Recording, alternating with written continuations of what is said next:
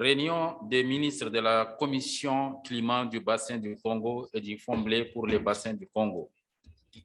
Séjour 19 mai 2022, communiqué final. Sous les très hauts patronage de son Excellence, M.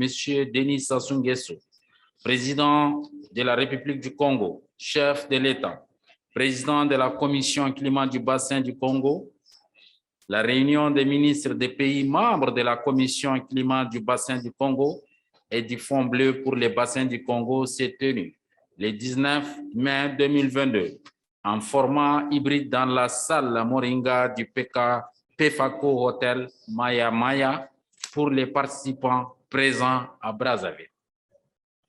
La réunion avait pour objectif d'examiner et adopter les projets de statut portant organisation et fonctionnement de la CCBC, d'échanger à propos de l'annonce du financement de 1,5 milliard de dollars en soutien aux pays du bassin du Congo pour la protection des forêts, des tourbières, ainsi que d'autres réserves de carbone essentielles pour la planète faites à Glasgow lors de la COP26.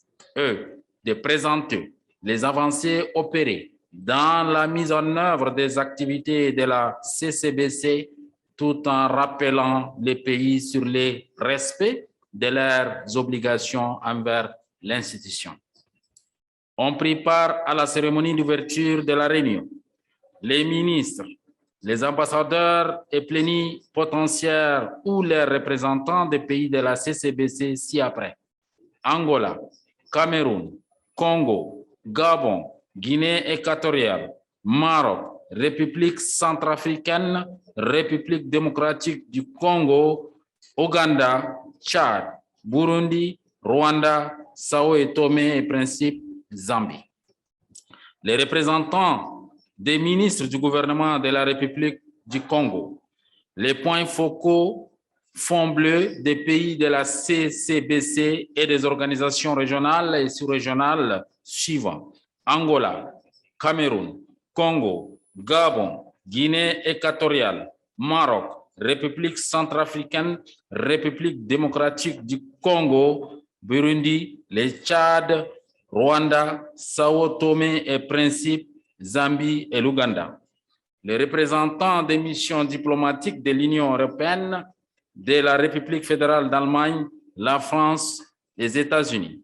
Les représentants des organisations internationales et régionales, l'Union africaine, FAO, UNESCO, CAC, PAM, BDAC, OIF, Banque mondiale, Commission climat, Région Sahel, COMIFAC et AFD. Les représentants du Saint-Siège à Rome et de la Nonciature apostolique du Congo. Les représentants des partenaires techniques et financiers, 4C, Maroc, PNUD, Fondation Brazzaville, EAI, OIC et CEA. Les représentants de la société civile et du secteur privé, Banque postale du Congo, ACPEC, RECEAC, Éveil d'Afrique, OIDHT, Réseau Action Climat. La cérémonie d'ouverture a été marquée par 5 allocutions prononcées respectivement par M. Malay Diop, représentant résident du PNUD, M. Alphonse Wagena, représentant régional de la francophonie pour l'Afrique centrale, M. Jean-Paul Adam, représentant de la CEA, M. Honoré Tabouna, représentant de la commission de la CAC, et Mme Leila Benali, ministre de Transition énergétique et du développement durable du Royaume du Maroc. Le discours d'ouverture de la réunion des ministres a été prononcé par M. Anatole Collinet Makosso, Premier ministre, chef du gouvernement de la République du Congo. À la reprise des travaux, la lecture du compte rendu de la session des experts des 17 et 18 mai 2022 a été faite par son rapporteur, M. Samuel Pedro, point focal, fond bleu de l'Angola. Les ministres ont pris acte du dit compte rendu. Après l'ouverture des travaux, Madame Arlette Soudan Nonalo, ministre de l'Environnement, du Développement durable et du Bassin du Congo, coordonnatrice technique de la CCBC, a procédé à la présentation des participants et la mise en place du bureau de la réunion composé comme suit. Présidence, Congo. Premier vice-présidence, Zambie. Deuxième vice-présidence, Maroc. Rapporteur, Tchad. Le secrétariat a été assuré par CCBC. Après amendement de l'ordre du jour, celui-ci a été adopté par les ministres. Les ministres ont dès lors examiné les points inscrits à l'ordre du jour du huis clos et ont décidé ce qui suit. En ce qui concerne les projets de statut portant organisation et fonctionnement de la CCBC, le Royaume du Maroc a souhaité que soit l'article 16 soit amendé comme suit. Tout État africain, membre de l'Organisation des Nations Unies, se reconnaissant dans l'objectif de la CCBC, pays adhéré en qualité de membre associé.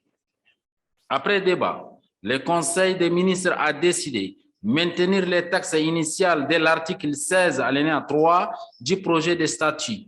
Tout État africain se reconnaissant dans l'objet de la CCBC, pays adhéré en qualité de membre associé. Définir dans le règlement intérieur de la CCBC les modalités d'adhésion à la CCBC. Le Congo a souhaité la modification de l'article 9 afin que la présidence du Conseil des ministres soit rotative par ordre alphabétique au sein des pays membres de la CCBC. Cette proposition a été approuvée par le Conseil des ministres. Le Rwanda a relevé quelques coquilles à corriger aux articles 4 et 13 du projet de statut de la CCBC. Ces amendements ayant été pris en compte, le Conseil des ministres a adopté le statut portant organisation et fonctionnement de la Commission climat du bassin du Congo. En ce qui concerne la motion de soutien, les ministres ont adressé une motion de soutien à son Excellence Denis Sassou Nguesso, président de la République du Congo, président de la Commission climat du bassin du Congo et au peuple congolais, pour son engagement et son leadership pour mener à son terme le processus d'opérationnalisation de la Commission climat du bassin du Congo et du Fonds bleu pour les bassins du Congo.